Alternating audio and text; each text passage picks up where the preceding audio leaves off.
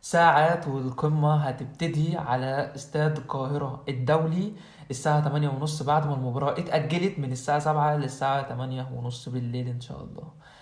النهاردة النادي الأهلي داخل المباراة من غير خط الدفاع الأساسي بتاعه كاملا، علشان ياسر إبراهيم مش موجود للإصابة، محمد عبد المنعم مش موجود للإصابة، محمود المتولي اللي خد إنذار في المباراة اللي فاتت وكلنا عارفين الإنذار جه إزاي، وفي شكوك كمان في مشاركة علي معلول وحمدي فتحي. علي معلول في أخبار إنها بتقول إنه ممكن يكون عنده مزق أو حاجة في العضلة الخلفية، وحمدي فتحي في برنامج كامل شغال علشان يحاولوا إن هم يأهلوه للمباراة ديت، والموضوع مكثف جدا علشان الأهلي في أمس الحاجة لحمدي فتحي في مباراة زي دي.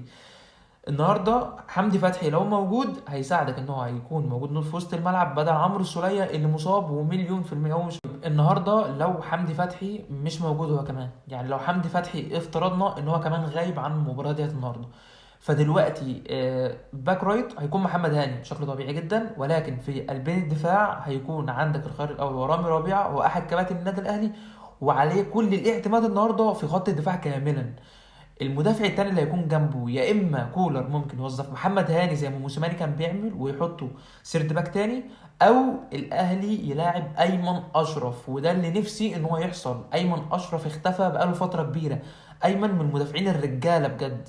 انا نفسي النهارده يكون موجود، وهو حاليا هو الاختيار الافضل. انت دلوقتي ما عندكش سيرد باكات تاني، هو رامي وايمن اشرف دول السيرد باكين الاساسيين اللي معاك، وعندك طبعا محمد المغربي اللاعب الناشئ اللي انت لسه مرجعه من الاعاره، ودلوقتي انت عندك الاساسيين اللي ممكن يشاركوا النهارده واللي عندهم خبره في ماتش كبير زي ماتش الديربي قدام نادي الزمالك، فهم بالنسبه لوسط الملعب دلوقتي عمرو السوليه كده كده غايب، فانت دلوقتي عندك الاساسيين من وسط الملعب بتاعك هو اليو ديانج بس.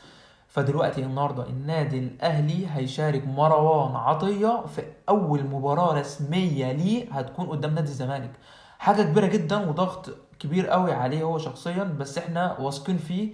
هو لاعب مقاتل وقوي جدا ومتاكدين ان هو النهارده هيطلع كل اللي عنده، وهيكون مباراه تقيله قوي وشهاده ميلاد جديده لمروان عطيه. فالنهارده التشكيله من غير حمدي فتحي يعني نوعا ما لو مشيت بنفس السيستم ده الدنيا هتمشي مظبوط، لكن علي معلول النهارده لو ما شاركش الموضوع هيكون صعب جدا، وخصوصا ان انت البديل الوحيد اللي موجود ليه دلوقتي هو كوكا، وكوكا غايب بقاله فتره كبيره جدا، ولما رجع كمان لعب دقايق بسيطه وبعدها ما شاركش تاني.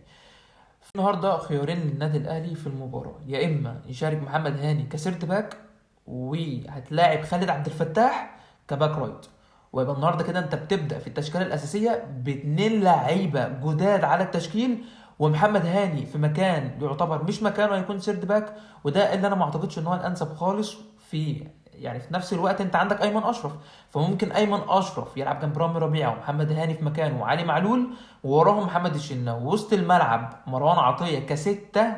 مروان عطيه كستة ما يلعبش 8 عشان كولر ممكن يوظفه مكان عمرو السولية، فلا هو الراجل ده ستة، والي جانك يكون جنبه هو المتحرك، هو اللي يلعب ستة ويلعب 8 ويتحرك في الملعب.